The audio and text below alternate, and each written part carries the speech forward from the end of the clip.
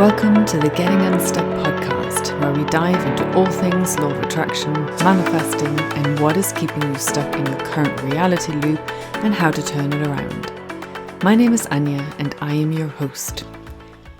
In this episode, I want to talk about a very important subject, and that is, who do you think you are? What a question, right? Normally we use this question in an accusatory way, when we are angry and having to make a point to someone when they have done something wrong or when they have overstepped our boundary. But I want to talk about it in a way that questions who you yourself, think you are. What do you think of yourself? What ideas do you have about yourself? What conclusions have you come to about yourself? And why does any of this matter? Like, what difference does it make what you think about yourself? Well, what you think about yourself matters. It is everything. And I don't make this statement lightly. But what you think about yourself creates your reality. The way you see yourself, who you think you are, what kind of person you have made yourself to be, all shapes the reality you are experiencing right now. Your perception of yourself creates your reality. This begs the question, are you happy with your reality right now? Does your life satisfy you and make you happy? Are you mostly excited about what is happening for you? Or are you frustrated, feeling stuck and feeling angry more of the time? The world around you is a reflection of what you've got going on inside of you. The way that you perceive yourself will create what you experience in your life. It will allow or disallow what comes into your life experience. This may seem overly simplistic or very complicated. So let me dive into what this means and what it means for you. If you think that you are a lucky person, then you will experience many situations that make you feel lucky, because your belief and expectations create your experience. So if you have the belief that you are a lucky person, then this is what must come true for you. You will keep on experiencing situations that reinforce this belief. You will be that person that wins the fabulous prize in the raffle. You will be that person that gets the promotion. You are the person that gets upgraded from a standard hotel room to the deluxe one.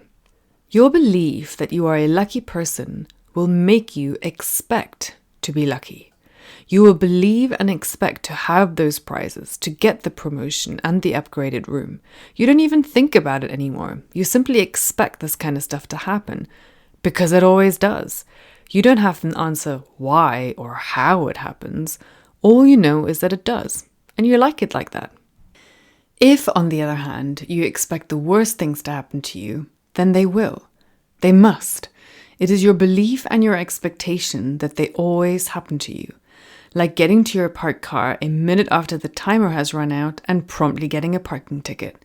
Like always getting stuck behind a slow-moving vehicle when you're on the road, no matter where you are going. They have this way of always finding you. Or at work, you always get stuck with the boring jobs that no one else wants to do. Your belief about yourself creates your experience. Let's dive in a bit more. If you want to have a new relationship, but you've had your fair share of relationships that have ended badly, where you were taken advantage of, or you were cheated on, or your needs and desires were ignored, that now you aren't sure if you have the energy to make the effort to even try and go on dates. And I want to mention here that just because you experienced heartache and heartbreak, it doesn't mean that you deserved to go through that. You didn't deserve to be treated badly, to be taken advantage of, or to be cheated on. Your reality is not a reflection or indicator of your worth. It doesn't reflect your worthiness or deservedness. It's understandable that you may well feel dejected and like all the good ones are taken, or even that they simply aren't any good ones at all. The problem with this kind of thinking is that it must become reality if you truly believe it. It easily becomes a vicious cycle. Your past experiences tell you that relationships are painful, that the partners you have had end up being horrible people who disregard your love, who ignore your needs as a person, and who end up not caring about your feelings at all. So because you have past experiences, and you know what it feels like, you have concrete evidence. You have lived experiences that reinforce your beliefs that relationships are painful, people are mean, men are selfish, women are bitches. And you would be right. After all, your experience has given you all the evidence that it is so. Based on your evidence, you form your opinion and it creates your belief. When we have thought about our situation long enough, and we discuss it with our best friend and our family, and they agree with us, we feel justified to form our opinion and be convinced that it is truth. Once this new opinion is set, and we believe that is the right opinion, we can protect ourselves from getting into those loser relationships again. Unfortunately, it just doesn't work that way. If you keep reliving these unwanted scenarios in your mind, going over those past hurts again and again, and reminding yourself of all the pain you've gone through in your last relationship, then your attraction point for a new relationship is with the painful feelings of the last one. Your belief and expectation that relationships are painful will create that kind of experience for you. Your belief that people hurt you and take advantage of you will make it a reality in your physical experience. Then no amount of protection will be enough. Those seemingly loser dates will keep on finding their way to you, and they will keep showing up as long as you believe that you have a way of always choosing those losers.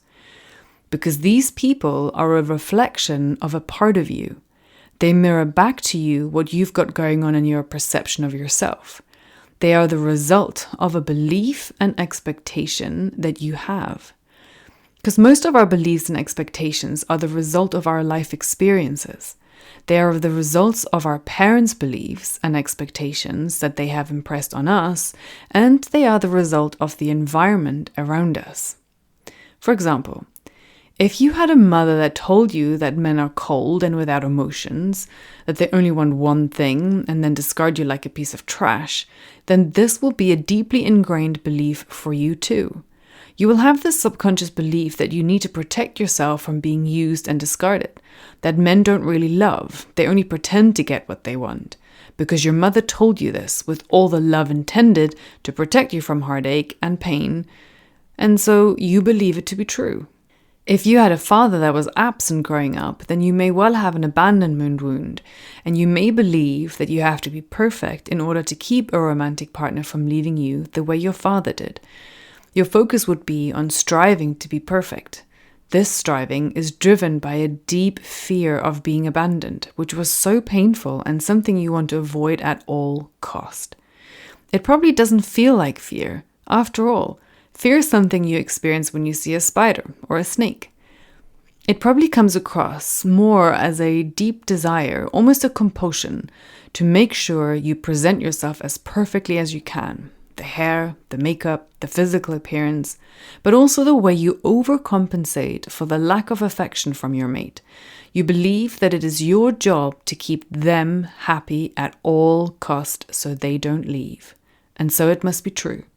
The law of assumption states that what you believe to be true and you hold your attention there long enough must harden into physical reality. These examples may seem silly, but they do highlight the power that your subconscious beliefs have in your life in some way or another, and how these patterns keep repeating in your life experience until you notice them and begin to heal your concept of yourself and change it. Only then can you change your physical experience.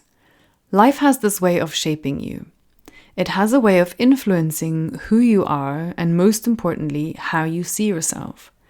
It starts in our childhood, because as children, it is important to help them make sense of life and how to live it.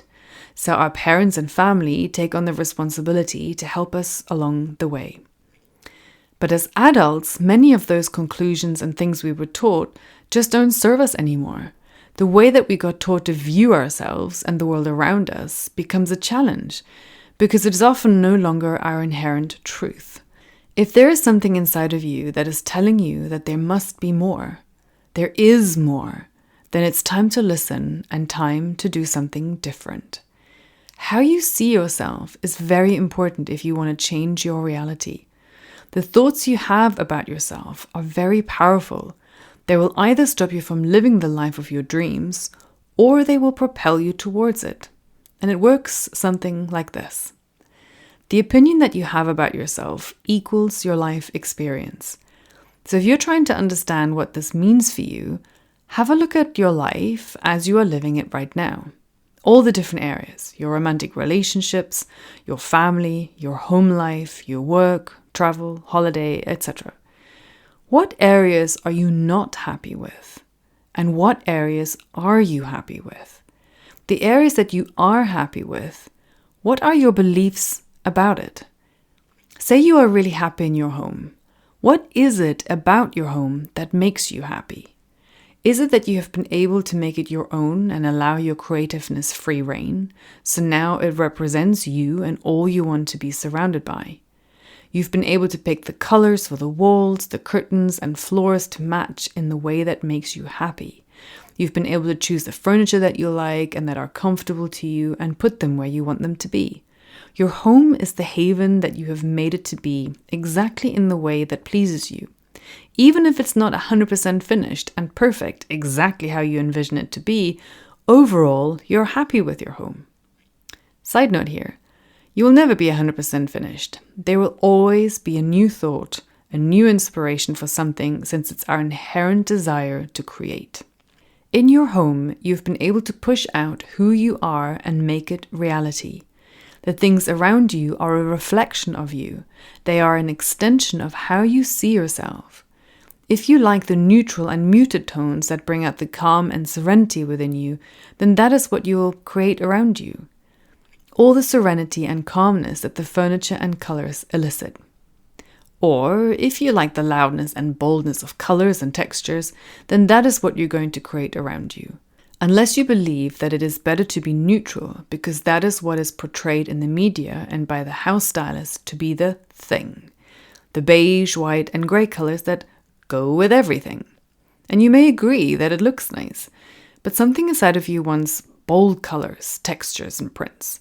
But you're afraid to look silly, that the people around you will judge you and that your ideas are wrong. So you suppress that part of you and you stick to the neutrals, but always feeling a bit unfulfilled. While this may seem like a silly example, it is the type of thing that you are probably doing in most areas of your life, toning yourself down to fit in and be the good and compliant one, going with what is in and with what most people seem as the right thing. But deep in your heart, you feel a tug, a desire for more in your relationship and more in your general life experience. And that is because the bigger part of you knows that there is so much more to you. There is so much more for you to have and create. But to make that a reality, you have to allow yourself to be who you are, to remember who you are. Because do you believe that you are allowed to express yourself? Do you believe that you are allowed to ask for what you want?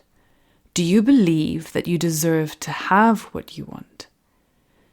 These questions may seem simple, and in a way they are, but they are very telling.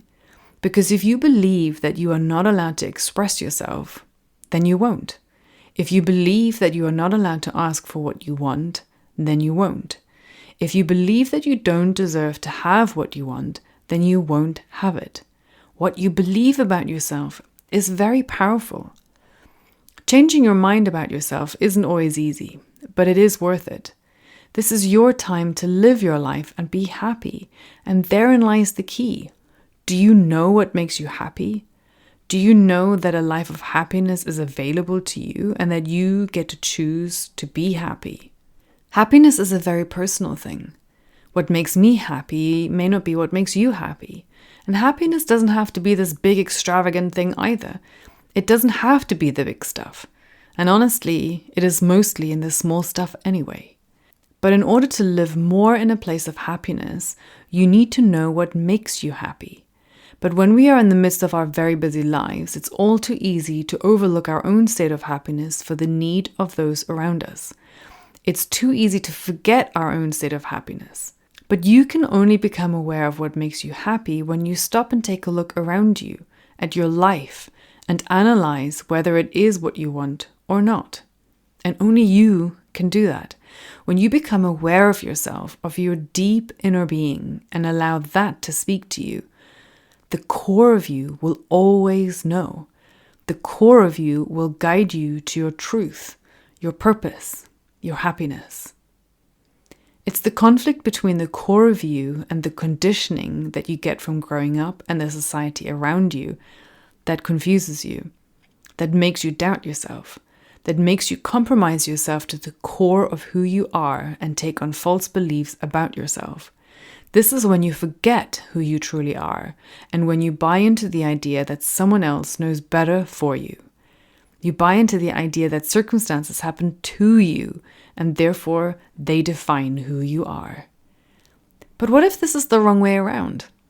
What if circumstances are happening because you have defined who you are, and so the reality around you is responding to that? What if I told you that if you changed how you perceive yourself, then the experiences in your life will change too? Because how would you show up in your life if you knew that you are powerful? How would you show up for a date if you knew your worth? How would you stand up for yourself if you knew you are worthy of more? How would you stay in a relationship if you knew that it's no longer what you want and there's someone more in harmony with you right around the corner?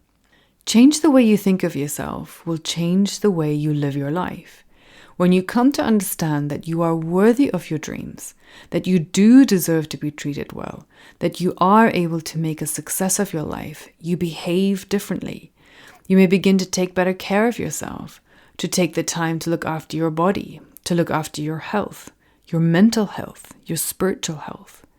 When you begin to think of yourself as a precious being that deserves to be treated with kindness, with gentleness and support, you will not be able to tolerate anything other than that.